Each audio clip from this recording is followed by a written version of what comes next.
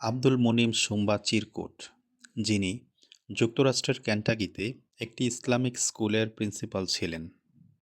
তিনি তার ৬ ছেলের সাথে থাকতেন।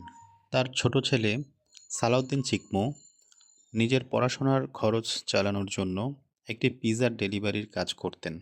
২০১৫ সালের ৬ এপ্রিল যুক্তরাষ্ট্রের একটি বাসায় পিৎজা ডেলিভারি করতে গেলে আলেকজান্ডার রেলফোর্ড নামের এক যুবক ছুরিকাঘাতে তাকে হত্যা করে এবং তার সমস্ত টাকা-পয়সা ছিনিয়ে নেয়। ঘটনার ২ বছর পর ২০১৭ সালে বিচারকার্য শেষ হয়।